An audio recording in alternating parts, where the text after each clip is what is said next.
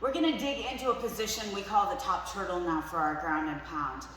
We visited this before in our Kneebars Are Everywhere videos, and I'll link those at the end to give you a little bit more of an idea of how you might get into this position and some other things that you can do there. But right now we're gonna focus specifically on what you do with ground and pound. So when I'm in top turtle, like I said, there's some other ways you can get into it, but what I'm gonna do to get into this for the sake of this is a position you end up where my leg is on top of his leg. I've got my foot hooked on his foot, and we're kind of in this kind of a scramble right here. It happens pretty regularly just from other things, especially if you're attacking knee bars. But this is how we're gonna control the position once we get here. What I wanna do is I wanna kind of C-grip, and I wanna have my hands behind, like on his triceps. I can either kind of have them in his armpits or in his triceps, depending on. I'm gonna have this leg out so I'm nice and stable. What I don't want him to do is I don't want him grabbing this leg. This kind of changes everything in this position.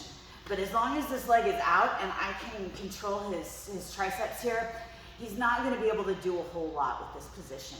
So this is kind of how I stabilize it. Right now I'm kind of sitting back on his thigh a little bit too, just to create a little extra pressure and tension.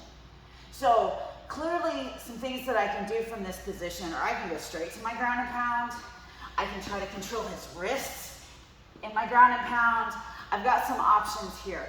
But what I find happens mostly when you're directly in this position, a lot of times what people will do is as soon as they start eating punches, they're gonna roll into me, because what he wants to do right now is he wants to protect his head. And if he can get in this position here, his head is protected. He's kind of in a little bit of a fetus position here. So as he turns down and into me, what I wanna do is I wanna maintain this hand kind of on the back somewhere. If I can control the lat, that's good.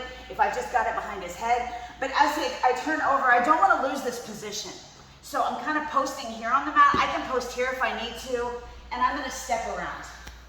Now as I get over here, I've got him, his head, his posture is broken, and I can switch here into my Drysdale control. I can get the Vinny, and if I need to, I can go back to work on ground and pound to get a little bit more of a distraction reaction going. Or I can just finish the knee bar. Now in this position, I always want to get back on top. In MMA, it becomes extremely important not to lose my position. Because if I don't get this, I can still go back to work and continue with our pattern of movements here for our ground and pound. Another reaction he can give me is to kind of go down on his elbows here. So he can protect pretty well. If I grab this, maybe he's going to slide back instead of rolling into me. So here, I'm gonna punch, punch, punch. I like to keep this going for distraction. Also, I have that really good uppercut, I guess it's an uppercut, that I can throw underneath, which is gonna expose his head out the other way. This is a good pattern of movement as long as I can keep this hand. So what I'm gonna do, post, knee in, over, walk around, and I'm gonna grab my Vinny control. My hand's kind of trapped here right now, so I have to let go of my Vinny control a little bit. I can punch him a little bit more. He's gonna try to get up and get out, and now he's gonna free this arm, which once again, I can give him a little more ground and pound, finish my knee bar. If that doesn't work, I'm back on top. So another response that he can give me is to put this leg up here and start driving into me. Again, this actually changes my ability to have any velocity because he's kind of pushing back into me. I can't get my hips into my punches here. But what he does when he does this is set me up really nicely. So I'm gonna throw a couple of distraction shots here. They're not gonna be really strong, but what I'm gonna do now is I'm gonna grab this hand and I'm gonna grab like right on the inside of his thigh here. I'm gonna keep punching to distract him a little bit, and I'm gonna bring this knee in. And as I do, I'm gonna kind of straighten this leg that's on the bottom, and I kind of wanna bring it out this way. So I'm gonna punch, I'm dragging in with this leg, and I'm straightening this leg here. Now I've got this position. I don't want to stay here a long time. I've got good control over his body, but I don't want him throwing punches back at me. I'm going to come up and I'm going to land some more punches while I set up my knee bar. Early in my MMA career, I got some very good advice from a man named Chuck Liddell, and he said, sometimes you got to take some punches to stand up. So while a lot of people may feed us up and roll into you or give you some other responses, some people might be willing to take a couple of punches in order to stand up. So if Bendy's doing this, boom, boom, boom, he can definitely get up in this position. But you can see that I've maintained my grapevine all the way up. So I've got a couple of options here.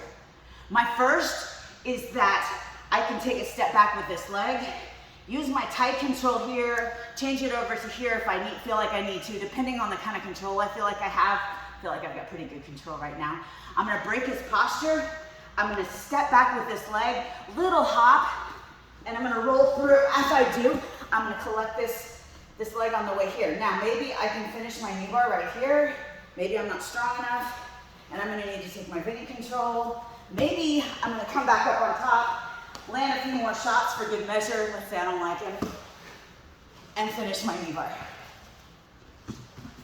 Now, as Bendy stands up again, maybe I'm feeling not as strong here, right? So maybe what I want to do now, because I'm not going to be able to break his posture and knock him down for that flying knee bar. So what I want to do instead is I'm kind of let go and connect my hands here. Now I've got my bicep right behind his neck, and I'm going to yank his body down, and I'm going to drag him forward, and we're back where we can keep running through these same solutions. Now, in grappling, this is more of a situation where the guy might be able to ride out the clock and, maybe he's ahead on points or something like that. But in MMA, I'm building up solid damage, solid attacks the entire time we're running through these sequences. So we have a couple of really good straight grappling videos on this position, how you get there, all of your options with it, and I'm gonna link those for you. But this is a really good ground and pound position, and we really cannot leave that unsaid.